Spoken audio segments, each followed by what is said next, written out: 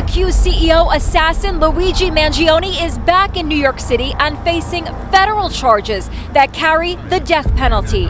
He was surrounded by cops armed with assault rifles and FBI agents. Mail shot 1225 6th Avenue. Hear me on this. He is no hero. We have a description on this perpetrator. How people can like this guy, that's a sickness, actually. And the insult to the intelligence of the American people. I think they should probably have a mural to Luigi somewhere, right? This was Luigi Mangione at his latest court hearing. A villain or a hero? On that question, America is divided. I'm not sure I've ever seen America, with all its wealth and power, so collectively shaken like this. The arrest of 26-year-old Luigi Mangione for allegedly murdering Brian Thompson, the CEO of United Healthcare, has sent shockwaves through the nation, but not in the way you might expect. For once, it feels like a huge portion of Americans, regardless of their political leanings, are united in their feelings about what this represents. It's not just about one man's death, it's about the rage so many of us feel toward a healthcare system that has preyed on us for far too long. There's a unique energy in the air right now, one where people seem to be saying enough is enough. The media, politicians, and corporate elites are scrambling to control the narrative, but, for once, they're failing spectacularly. Anyone paying attention knows just how broken and predatory the American healthcare system is. Insurance companies in particular have turned what should be a service into an unrelenting cash grab, and United Healthcare has been at the forefront of this exploitation. A recent study found that United rejects nearly a third of all insurance claims, often for absurd and arbitrary reasons. Even worse, they've rolled out an AI to review elderly patients' claims. An AI with a staggering 90% error rate. That's right, an algorithm is overruling real doctors to save the company money, even if it means patients suffer or, in some cases, die. Meanwhile, United Healthcare made nearly $22 billion in profit just last year. So, when Luigi Mangione allegedly took matters into his own hands and assassinated Thompson, the collective response wasn't one of widespread grief or outrage. Instead, social media erupted with a mix of dark humor, biting commentary, and, frankly, indifference. Many Americans seem to reserve their pity, focusing instead on the broader issues that Thompson's death has come to symbolize. Even after Mangione's arrest, the sentiment hasn't shifted much. People are still asking half seriously, who's next? Now, let me be clear, violence is rarely, if ever, the answer. Whatever drove Mangione to allegedly commit this act, it's unlikely to lead to the kind of systemic change we desperately need.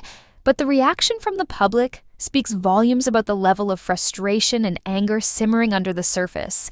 For the elites, this has been a moment of reckoning. Their usual tactics, throwing money at the problem, pushing divisive cultural narratives, or spinning heartwarming origin stories about their CEOs, aren't working. Instead, they're just making things worse. Take, for example, the San Francisco Chronicle, which published a headline so tone-deaf it almost felt like satire. The recent killing of United Healthcare CEO Brian Thompson has brought renewed attention to the rising costs of protecting top executives. Seriously? Rising costs of executive security? That's what you want us to focus on? Meanwhile, the Washington Post tried a different approach, portraying Thompson as a small-town boy from Iowa who climbed the corporate ladder to become the CEO of United Healthcare. It's a nice story on paper, but it falls flat when you remember that nearly half of Americans are drowning in medical debt, partly because of the decisions made by executives like Thompson. It's hard to feel sympathy for a man who earned $10 million last year, while so many people can't afford basic care. The right-wing media hasn't fared much better. Figures like Ben Shapiro and Matt Walsh rushed to condemn what they called the radical left for celebrating Thompson's death, but their own audiences weren't buying it. Thousands of comments flooded their posts, with many self-identified conservatives expressing frustration not at the so-called left, but at the system itself. One particularly striking comment read, "Maybe I've been wrong this whole time. I don't think you actually care about us. You just want our money. You want us to hate each other." It's not often you see class consciousness brewing in the comment sections of conservative pundits, but here we are. And then there's the hypocrisy. Remember Daniel Penny?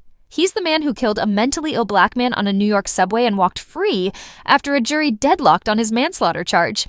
Fox News wasted no time hailing him as a hero. The same outlets that are now demanding we mourn Brian Thompson were the ones justifying another man's death because it fit their narrative. They're hoping their audience's deep-seated biases will outweigh their anger at corporate greed. But how long can that strategy hold up?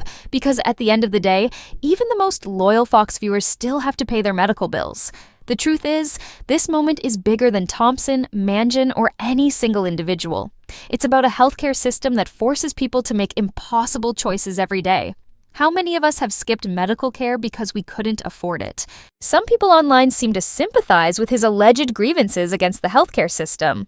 But within the walls of a correctional institution, it's an entirely different world. The notoriety surrounding his case could absolutely put him at risk. Inmates often have their own codes of conduct, and high-profile cases like this can draw both attention and animosity. The decision to keep him apart from the general population might not just be for his safety, but also to prevent any disruption among other inmates.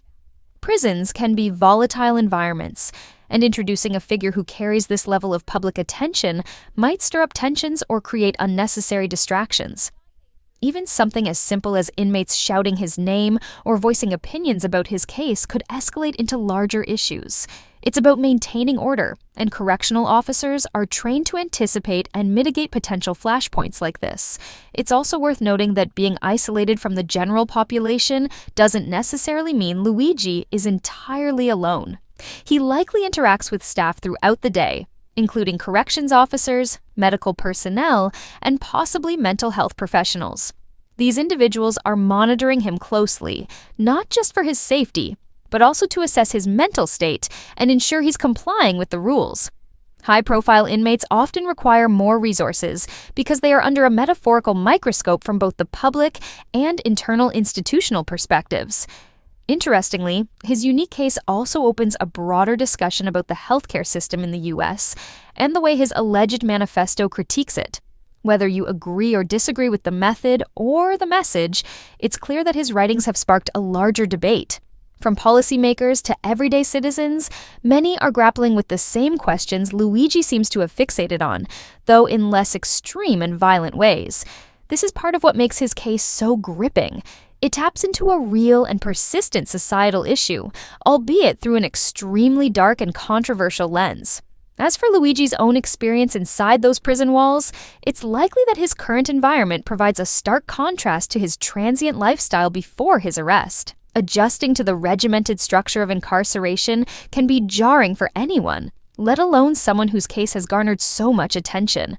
Every moment of his day is likely structured, from meals to recreation time, with little room for the autonomy he once had. This kind of environment can weigh heavily on an individual, especially when they're left to reflect on their actions and the consequences they've set in motion. For now, it's a waiting game. The extradition process is ongoing, and his time in Pennsylvania may be temporary. But the psychological toll of isolation, coupled with the anticipation of facing trial in New York, is bound to affect him. How he navigates this period will likely play a significant role in his readiness to face the legal battles ahead. What's certain is that this case isn't going anywhere anytime soon.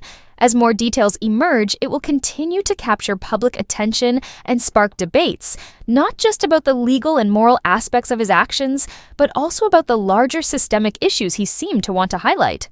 Whether Luigi intended to or not, he has become the center of a storm that extends far beyond the walls of the prison where he's currently being held. How many of us have watched loved ones suffer because an insurance company denied coverage for a treatment their doctor recommended? In America, we don't just fear illness, we fear the financial ruin that comes with it. We live in a country where people call Ubers instead of ambulances because they can't afford the ride to the hospital, where they buy fish antibiotics from pet stores because prescription drugs are too expensive. So maybe instead of spending millions on beefing up security for their executives, these companies should use that money to actually help their customers. It's time for them to start making some sacrifices of their own, because the system as it stands isn't just broken, it's cruel. And sooner or later, something's gotta give.